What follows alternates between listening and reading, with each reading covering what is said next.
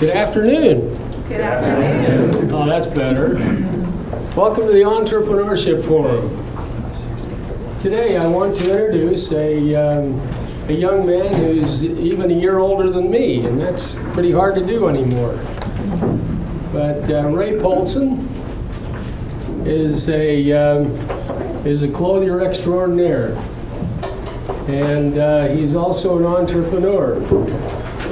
He had the first he was owner of the first athletic shoe store in the state of Utah. He's had several men's and ladies specialty retail shops. He currently works for Ralph Lauren. You know who Ralph Lauren is? Polo. And he's a proprietor with the son of Qwest on-demand printing services. His career highlights is that he was a staff sergeant in the military supply service, got an honorable discharge in the Vietnam War, and he introduced the first high-speed duplicator to Utah as the manager of government, educational, and medical accounts. And he believes in job training, and he said that's what separates the professionals from the amateurs. He's a grandfather and well-traveled. And he said thanks basically to the Boy Scouts of America in his youth that he's got all his traveling. So without any further ado, I want to introduce you to Roy Poulson. Thank you.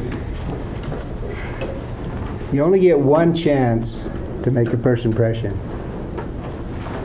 I hope this impression will remind you when you go to give a first impression to somebody that you don't look like an ass. Sink in? Anyone?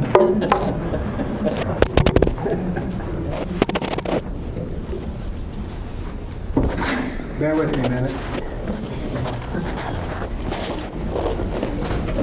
For a minute, I thought you were a trendsetter.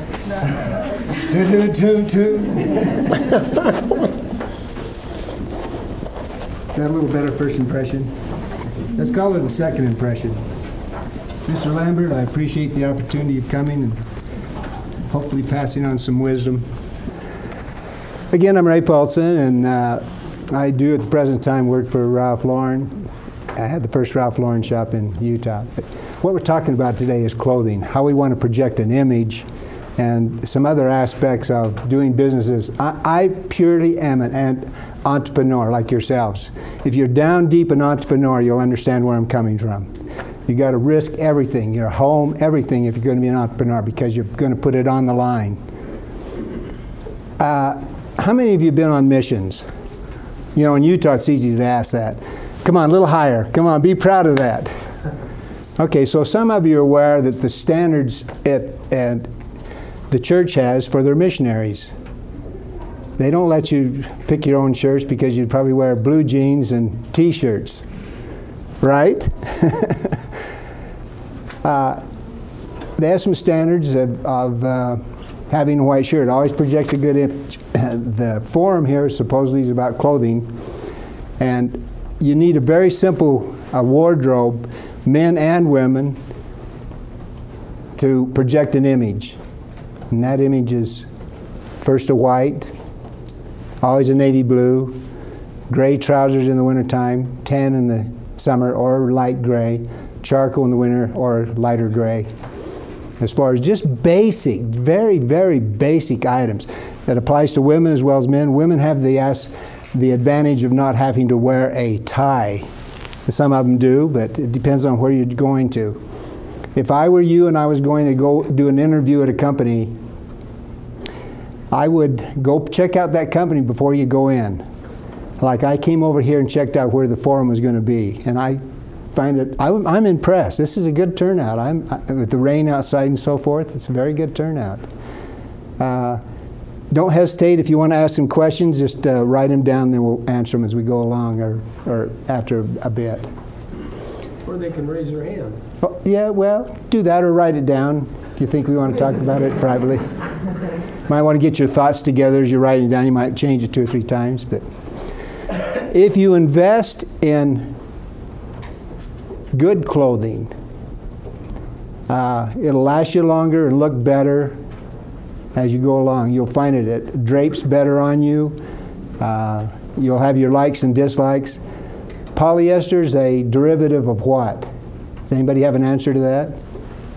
Polyester is a derivative of oil and coal, and if you have that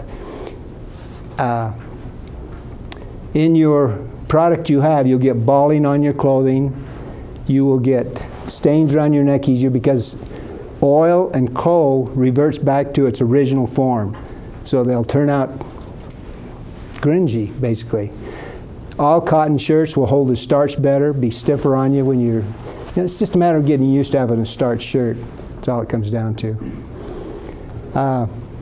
Boy, it's tough. When you're on the floor, you get feedback from the individuals.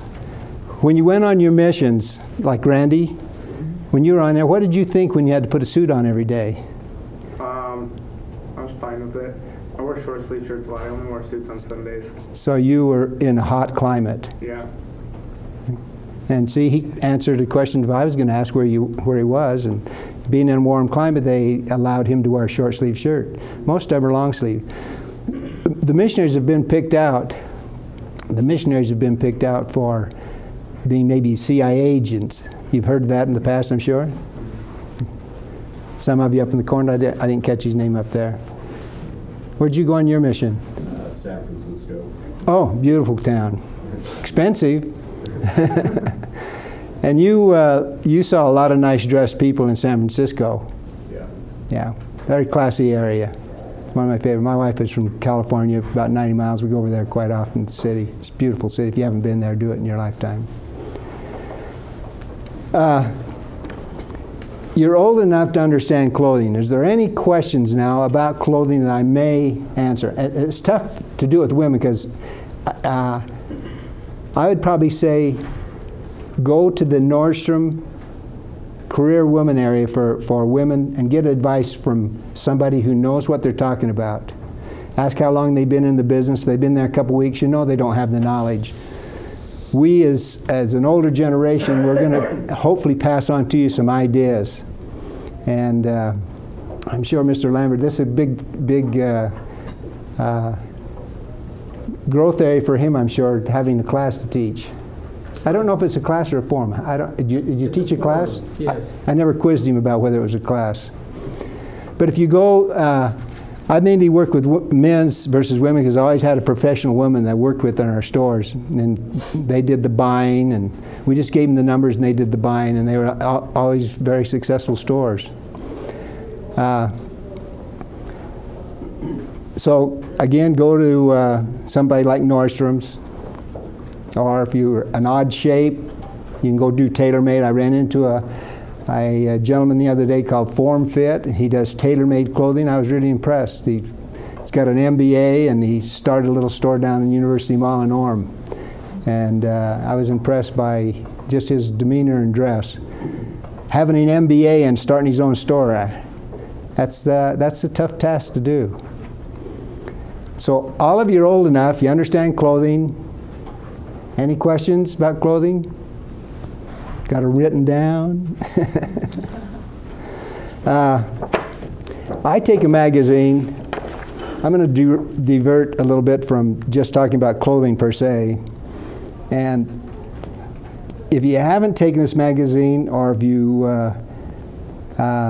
want some ideas, this cost me 50 cents a month. And you can't believe the ideas you get out of Entrepreneur magazine. I'm not a salesman for Entrepreneur. So, but you pick up some great ideas. I was scanning through this new one. You have any idea who the oldest company, registered company in the United States is? Do you have any idea? Anheuser-Busch. The second oldest company, 1 year behind them, is Levi Strauss. Next year, for the Super Bowl, will be held at Levi Strauss Stadium in San Francisco, and I'll bet he goes. He wants to go back and see his friends in San Francisco. But it just tells you what happens to a company that's that old and how innovative they've been, and they're in the clothing business, and an old company. They're the people who invented stay press or permanent press. I'm sure there's not a lot of you in here that understand permanent press or stay press. Probably don't even, you do t-shirts and put them on. I notice a lot of t-shirts in there. Of course, you're in college, you're laid back, you're casual. And shorts in the summertime, or even in the winter. This year's winter time for shorts. But anyway, I was impressed by reading this article about Levi Strauss and the things they had done. I happened to have carried Levi Strauss in some of the stores, and we were a good source for Levi's. Levi's started out, all trousers started out with button flies. For what it's worth, this is a little history here. A gentleman was going through the patent office and said, "This is a nice idea, front closure, pant closure." He said, "It's a good idea, but it's got the wrong name." He changed the name to Zipper. The rest is history. We all use zippers now. Levi still has a trouser that buttons up, but they also have the 501, which is a button fly, and the Zipper 505s.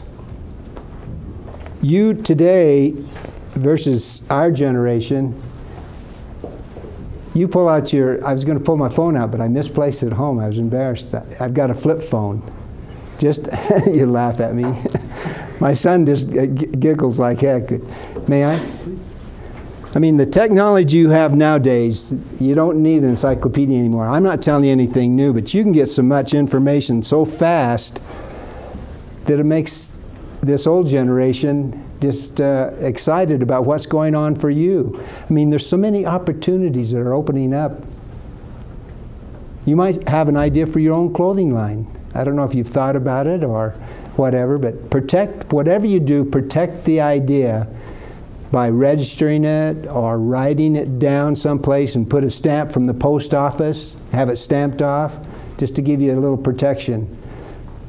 I've had some ideas that have been borrowed from me. And anyway, I learned that you got to protect your ideas as you go along. If you're doing anything with clothing or anything, I don't care what it is, have it registered. Would you, Mr. Lambert? Would you? Yeah, that's a hard question to ask you, but would you take a second chance at somebody if they dressed like I dressed to begin with when you were in the banking business? Would you question their ability to handle money? You know, clothing does give a definite first impression, and if you're in the banking business, this is how you would dress, and that exudes a confidence. If someone came in late for an interview in the department I was in, and I better grab this mic, but if they came in and we had an interview for a job that was at 12, and he came in at 12:15 in the bank, and he was dressed less than like a banker does in this traditional market, you'd have the impression that, well, he's late for the interview and he did not do his homework. He doesn't know what the bank requires. If you're going to a bank in Southern California, you don't need the tie. You can go with the unbuttoned front. In San Francisco, you need the button down and the tie. But it's part of the image that you portray as a candidate for that job. If I came in and I'm looking for a vice president's job and I'm not dressed to that standard and I'm 10 minutes late, knowing that there's going to be 3 other candidates for that job, what kind of an impression do I leave? Isn't that true? Yeah, and in different careers, it's a matter of dressing to the standard of the company that you're going to interview with. Not everyone dresses like this to go in for an interview, because it is not required in the company. Would you agree with that? I agree. How about you? Just give you insight into how to maybe project an image. And that's what it's all about. That's what we're talking about. Awareness and projecting an image. Your knowledge keeps you inside of the doors. What opens the door, somebody's seen you or whatever. Having a retail store, you get exposure to a lot of people and a lot of different nationalities and so forth. I had a gentleman come by me one day and said, why? We were talking about clothing, of course. Clothing is suits and sport coats. Everything else is furnishings. And you have a suit, and clothing. Anyway, a gentleman comes by, and he was from back east in a major company, and he said, he was at BYU interviewing, and he said, why don't they spend a little money on their clothing to project an image, or look their image, even if they're getting an MBA? Why don't they come in here and spend a little time with you? So, you know, that's when I took on this task of trying to educate you folks that maybe just not aware, just take for granted, well, I know what I know. I want you to be aware that you got to know what you know with a look as well. And so anyway, he said they'd spend all kinds of money on education and not be aware of their clothing, not being aware. And he said they had some sharp young men and women. I'm sorry, I'm not picking on you ladies at all. Don't get me wrong. We know we're sharp. You don't need to tell us. Amber is sharp. Absolutely. Awareness, that's what we're about. I was really impressed by what I read in the paper a couple days ago. What was it? Saturday's paper about what happened at the community college. Was the only college mentioned in the paper. Anybody read the paper here? You read it all on the internet. Ah, one person. Did you read that article about the community college? No, I didn't. I missed it. You know, president came into town and he talked about one thing mainly. What was it? Anybody? Come on. Throw your... The solar systems that's going in. In the paper it was commenting on what had been going on here at the community college. That they've got a big training aspect for solar energy. We have down in, I think it's Millard County or off Beaver somewhere close down there, they got several thousand acres that they're putting in a solar farm. First in the United States. The whole idea behind this comment about your solar is that your college is aware here. I'm impressed that the college is on top of it. Didn't talk about the University of Utah or anybody else. It just talked about you twice in this article, community college. And I thought that was pretty impressive. It's being aware. It's being aware of our community. What's going on? What's going on? Just become aware. If you're not aware, you don't know. If you're going into a bank, whether you're going to ask for a loan or just shake hands with him to see if he wants to know if he wants to give you business. The banker wants protection. He wants to know. He wants to know your paperwork. Right? I only say this on banking because he's a banker, and I'm sure you're all aware of his background. I did banking at Brighton Bank, and he didn't know that until we started talking. When they first opened up down in Sandy. Yeah. Being aware of what's going on in your community. I saw one just today, believe it or not, living to 100. You're all going to you're going to be more aware. Living to 100. It's in Parade magazine from Sunday, and I hadn't gotten to that paper yet. And you're going to have a lot more people getting to be 100 years of age. Getting to know people around you. You never know what's going to open up a door or spark your interest as far as an entrepreneur. And I said, we'll talk about clothing, but can I deviate from clothing and go into just what an entrepreneur does? He has to risk everything, percentage-wise. Or if you can go other people's money and get them to invest in you, you're going to give away some of your business because they're not going to do it for free. A story concerning a banker. The gentleman walked in and had an idea down Hurricane. He walked into the bank, he wanted $5,000, and the banker didn't think it would work. So he didn't invest anything. He didn't have any assets. He was a river runner. And he got his friends saw his idea and invested the money. They gave him $10,000, $5,000 more than the bank would give.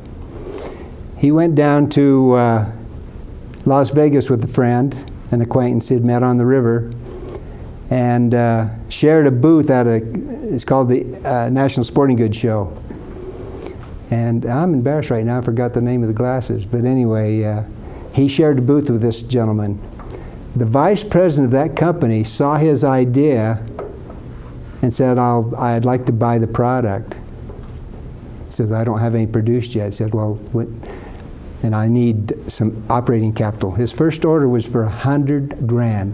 The gentleman's vice president of the company made out a check for $100,000 and gave it to him. He couldn't supply one item for him. You probably all know this name. It's been an old one around. But he went back to the banker and waved it in his face. It'd embarrass you, wouldn't it?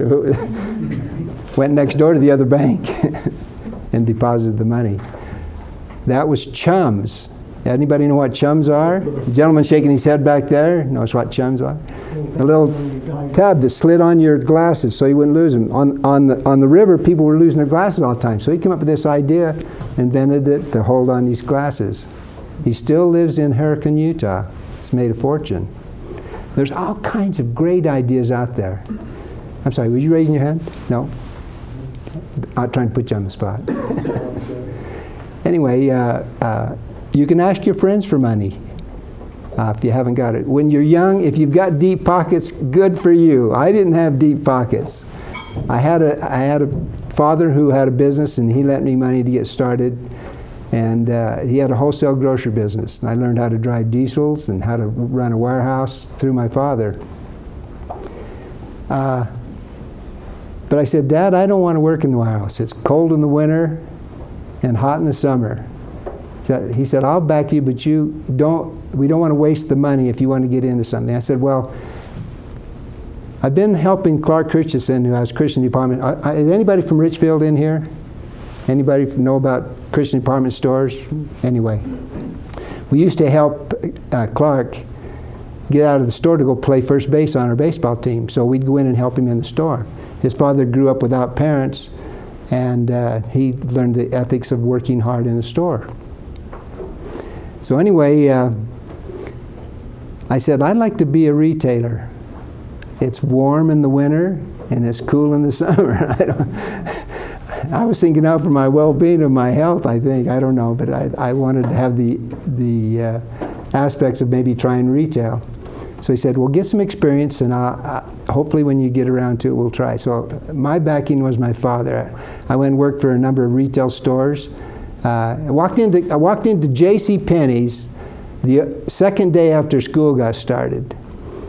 And I said to Mr. Whitaker, Darwin Whitaker, who was the manager, this is in well, never mind. It's this early 60s. And I said, I'd like to work for you. And he said, boy, we've had kids working here all summer long for just a few hours so they have a job in the winter. I said, those two over there standing, talking to one another, is that some of them? Sally, will you help those folks over there that aren't being helped? And I said, how about the gentleman sitting in the shoe department down there? I don't see him helping anybody or putting them away. What I was is I had exposure to retail. I realized that customers need to be helped, that stores always had to be straightened when nobody's in there. I was just a kid. And I said, put me on the floor, and if I can't outsell your best salesperson, I'll be gone. In 3 hours, he brought me a W-2 form, and I had a job. I had the opportunity of selling myself. And sometimes you have to be that bold about getting what you want. You have to be that bold. I look back, I ran into him a number of times. He became a district man for J.C. Penney's. You know what J.C. stands for in J.C. Penney? Anybody have any idea? His name was James Cash Penney. C-A-S-H was his middle name. His first store was in Kimmer, Wyoming, called the Golden Rule. He who has the gold makes the rules. It's called the Golden Rule. You know that store is still there. The third one built was in Richfield. He believed in mining, so on. That store is still up there. I don't know how many of you have been to Kimmer, Wyoming, but you have been to Kimmer. Not much there, is there, except J.C. Penney's. Have you seen that store? Yes, I have. Yeah. Interesting, huh? Triangle. Yeah. But let's take Macy's, for example. Macy's went broke 5 times, took out bankruptcy 5 times before he succeeded. It's a matter of taking chances, and that's a true entrepreneur. J.C. Penney did? I'm sorry? They claimed bankruptcy 5 times? 5 times. Bring it up. Macy's. Oh. We have some things that's happened in Utah. You missionaries who go out, you knock on somebody's door, and they let you in, of course. And a lot of missionaries bring ideas home because somebody in that house wants to tell them stories. Think about it. You know, the family, they want to tell them a story about their family or their business. We've had a number of ideas that have come to Utah from missionaries who've been out in the field and come back and nobody runs with the idea. Prime example of an idea is not necessarily the missionaries, but a gentleman happened into town and was having dinner at a little restaurant on 39th South. And the gentleman said, "I like your idea. Let's go to dinner. Let's have lunch and discuss the possibilities of this business." So the gentleman's looking around for places to sit down, and he said, "No, I go to my competition and have lunch because I learn what he's doing by having lunch there." And he'd go to different locations. Along the way, he took his advertising man with him. He said, "Mr. Sanders, where are you from?" Anybody know who Sanders is? You know who I'm talking about? Gentleman in the back knows. So he's sitting there with him, and he says, "Where are you from?" "Kentucky," he says. "Well, and you got this chicken recipe that's from Kentucky. Why don't we just call it," this is an advertising man now. He says, "Why don't we just call it Kentucky Fried Chicken?" And if you're not aware, it started at 39th South and State Street, Salt Lake City. It's a museum now. I'm sure many of you have been there, but it started right here. We have a lot of great ideas. I can give you history lessons on things if you're not aware of it. Little America. How did Little America get started? Little America, anybody from Wyoming up that way? It comes down from... Oh, I know where it started. I worked at the Grand America for a number of years. Yeah, so you maybe know the story of it. Gentleman got caught out in the wintertime out in Wyoming and said, "If I live through this, I'll build a place." It's called Little America. If you've ever gone out that road, you see all these big pine trees out there. Massive place where he houses the people who work for Little America. He also hid oil out there. He was a prospector, and he hid oil out there, and that's called Sinclair Oil. So that's the backing for Little America. Anybody unaware of that? Is that JP? I'm sorry? Holding? Holding worked for Sinclair. Holding was adopted by Sinclair, who was one of our billionaires. In fact, let me go back a minute on the Kentucky Pride. Was the one that... Covey. His name was Covey. They had a hotel in there called Covey's. And Covey was the one who, yeah, you're right. Yeah. Covey basically adopted Sinclair and gave him the business when he passed away. Or he ran it. He was one of our billionaires. He didn't pass away too long ago. This past couple of months, we lost oh, I'm embarrassed. I went blank. I went blank. Don't get old. You have brownouts now and then.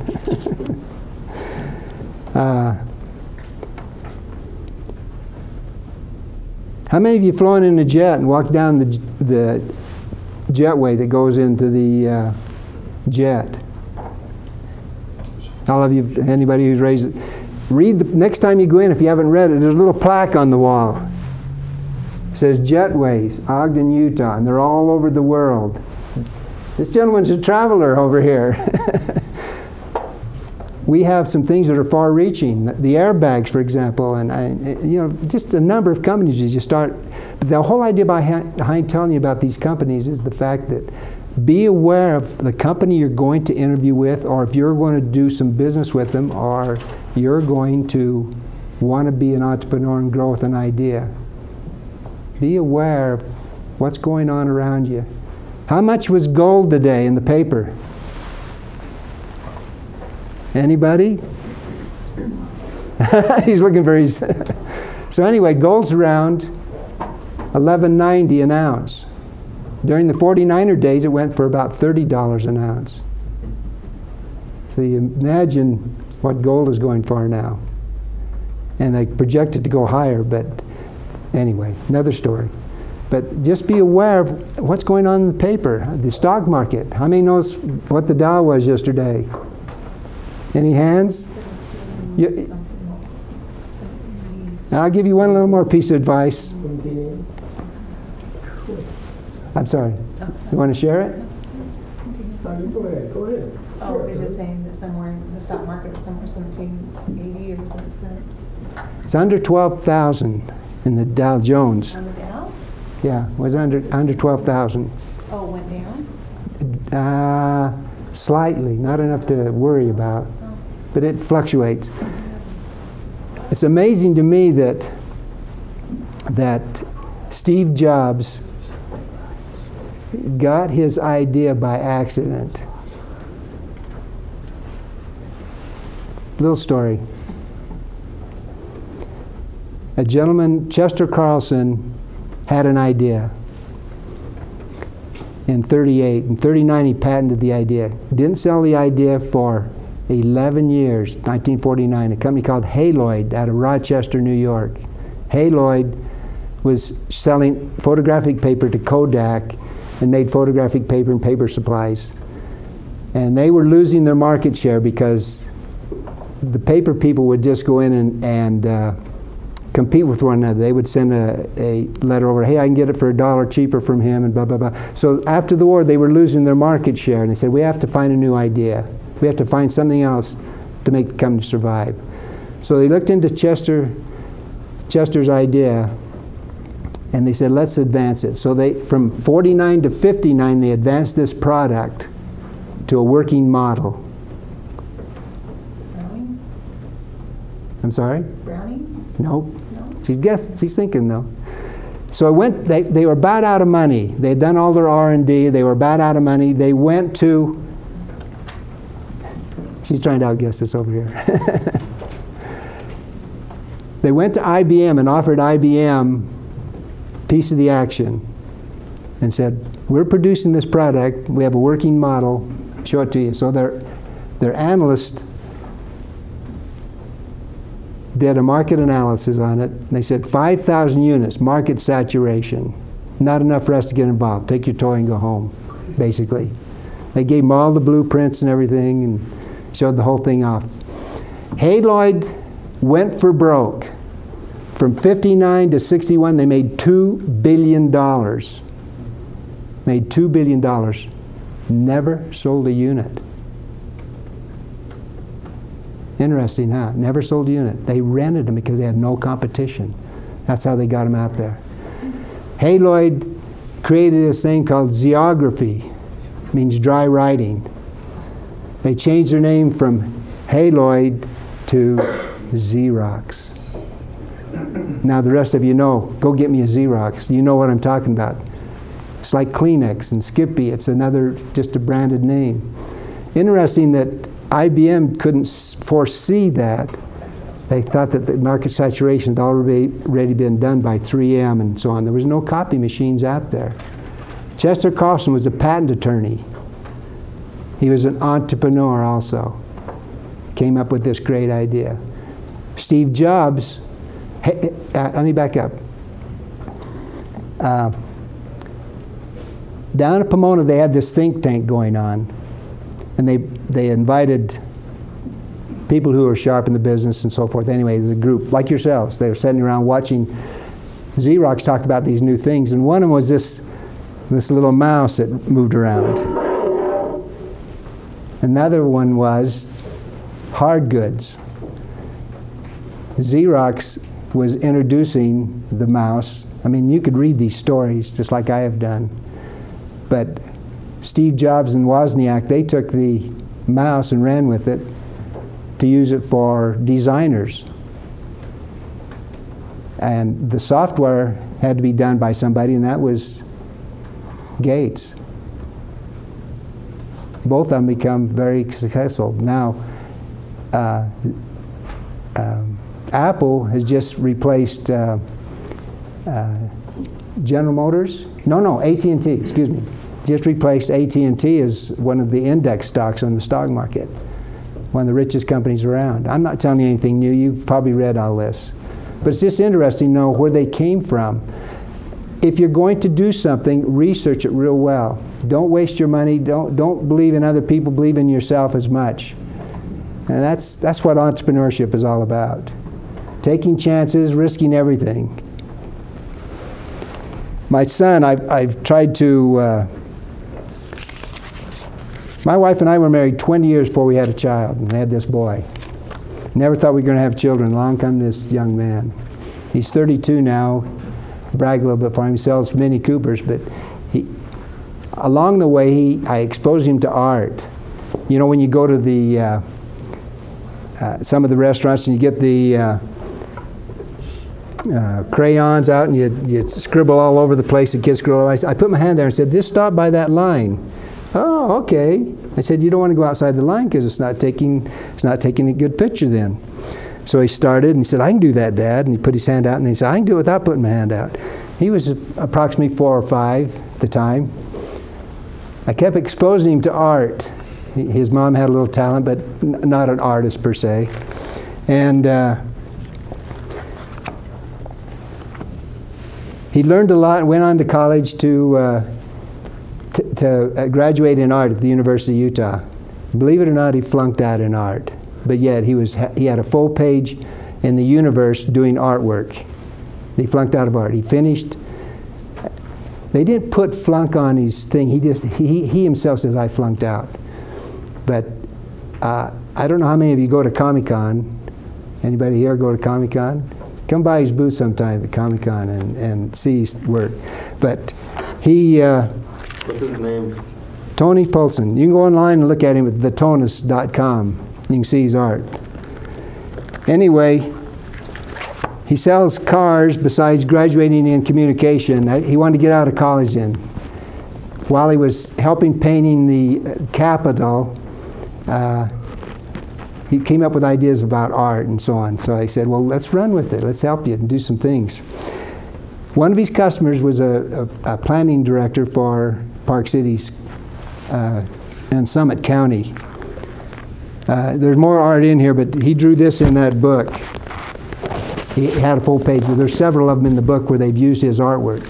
When he passed him the bill, they said, "Tony, you're too good." They doubled, after he gave him the bill, they doubled his pay. When you see his art, if you want to go online and look at it, but he's an entrepreneur, and one of the things we have going for us is that if you don't ask, what's the answer? What's the answer if you're asking for somebody? What's the answer if you don't get your... It's no. It's an automatic no if you don't ask for a sale. No matter what you do at being an entrepreneur, you're a salesperson. It's what you are. You're a salesman day one from top to end. You're selling yourself. As an entrepreneur, and he's relishing in it. At Comic-Con, he sold out all 3 days in a row, sold out everything he had. Somebody from New York got the idea, sent us to New York to Comic-Con there, sold out. I'm not trying to brag about my son, but I'm just telling you he's an entrepreneur. He hit on something. When you see his artwork, he hit on something he's having fun with. That's what you got to do being an entrepreneur. You want to have fun as well as making some money. Hate to say our flag should be a green dollar bill flying up there all the time, but you have to, you like that, huh? You have to pay the bills. So if you have a good product, I'm sure some of you being entrepreneurs, when you think, I've got an idea I want to go with. Well, do your numbers. Again, do your numbers and protect it. About all I can say. Yes, sir. What was your reason for going into the clothing industry to begin with? Basically, at the time, I was trying to make some money. And I was exposed to retail and liked retail. And at that time, it was easy back in the 60s. It wasn't that expensive to get into the clothing business. Nowadays, you have some tough competition getting in the clothing business. The outlet stores weren't even thought of. Nordstrom's wasn't even here. In the 60s, the freeway wasn't even in here. That's how long ago it's been. Good question. Thanks. It was not too expensive to get into the clothing business back then. Expensive polo shirt was maybe $15. Socks were about expensive sock was $1.50 for a pair of socks. So you could get into it very reasonable. My father lent me 10 grand. I paid him back in less than 2 years. There was good margins in it. Levi's cost $1.85. We sold them for $3.25. How much you pay for a pair of Levi's now? $45 maybe. At Polo, they're $69.99. I was going to say, can you get them for $50 now? If they've got holes in them. No, the whole ones are more expensive. It's been a pleasure. I hope I've given you some insight. Being an entrepreneur, I hope that you've gained something about clothing. Just a basic wardrobe. Start out with that, and then expand on it. But just a good old basic wardrobe it'll open doors for you. Not one of these. You ever hear of Pierre Cardin, a famous designer? That's what we carried back then. That's Pierre Cardin. That jacket's got to be literally 50 years old, believe it or not. And it used to fit when you... Yeah. I have another shirt I had to put underneath that, and I couldn't get the white shirt underneath it. It shrank in the wash, I told you, didn't I? Yeah, you did. I love retail. I love retail. All of you are great people when they come in. Everybody's got a different personality. And it's just fun to deal with the public. That's probably one of the reasons I stayed in retail, because I like the public. It's fun to interact with them. And your 10% of knowledge when you go into a meeting, because you'll go in geared to that meeting, your 10% of knowledge is more than they probably know or dealing with someone.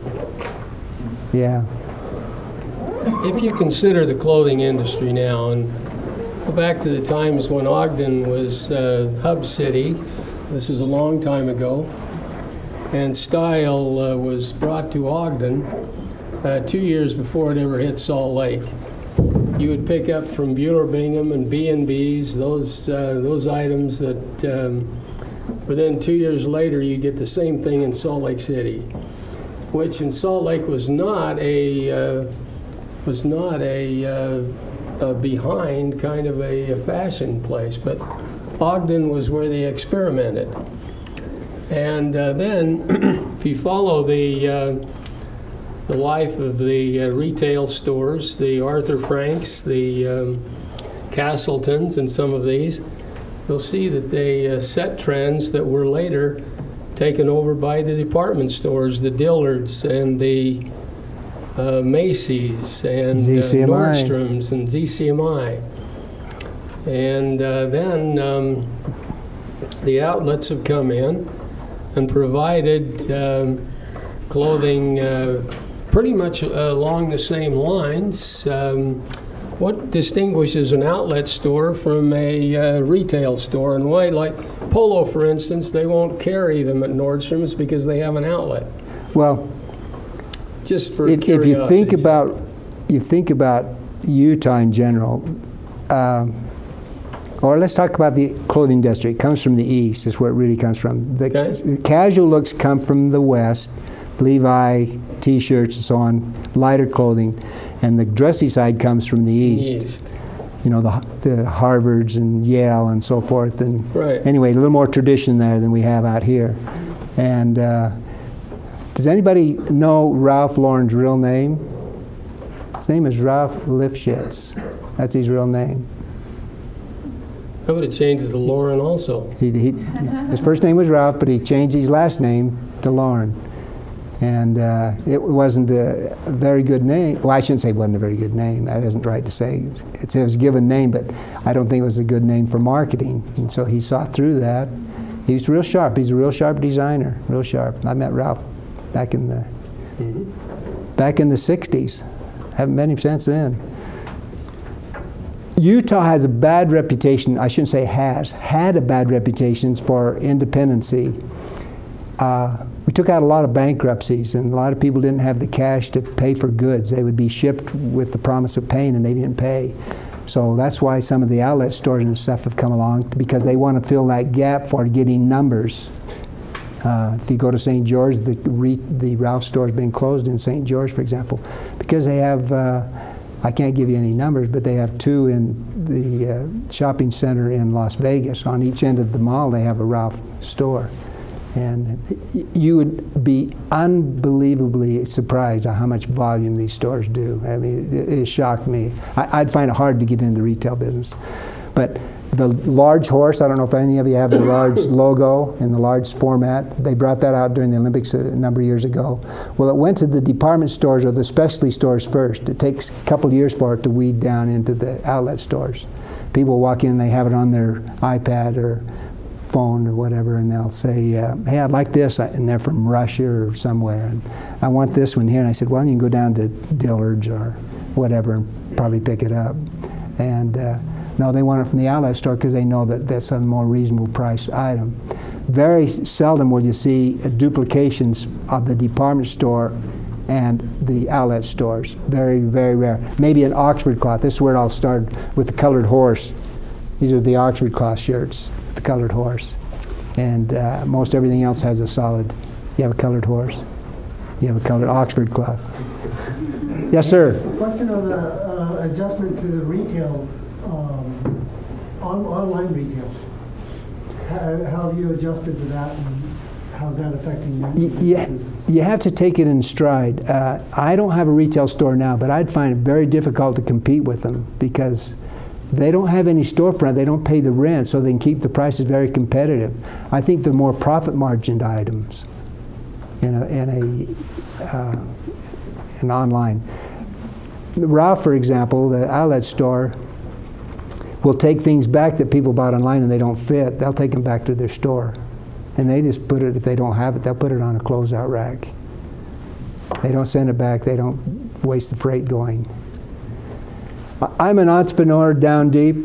I still have ideas that I would like to exploit, and it's tougher when you get older to take more chances. We get a little more sedentary in the way we think.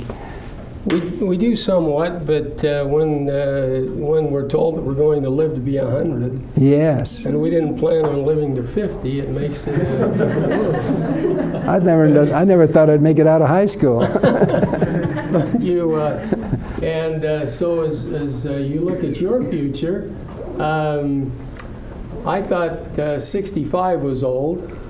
Now they're saying 100 and is certainly possible, and 70 is the new 50.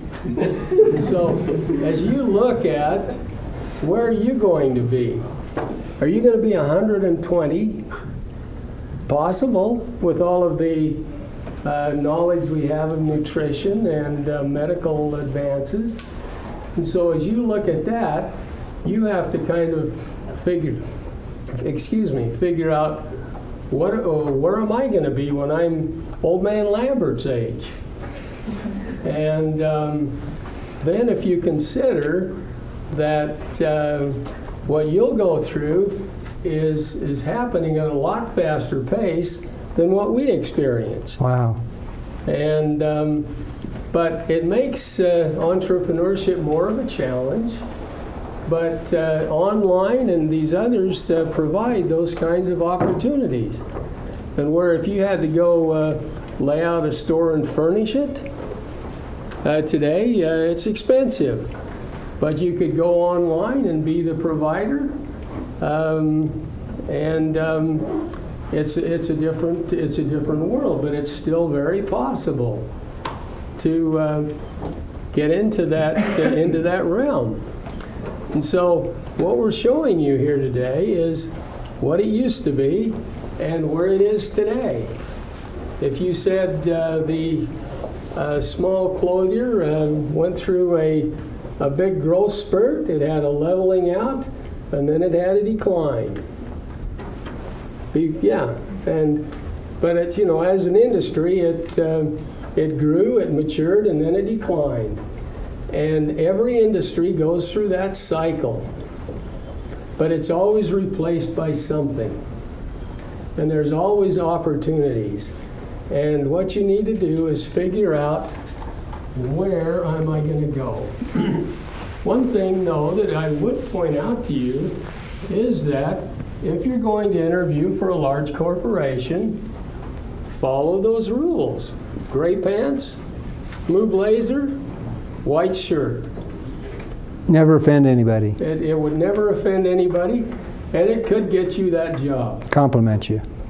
And but also when you go, if you're going for that interview, review what the industry is like. Call somebody and say, hey, what do you guys wear when you're down there?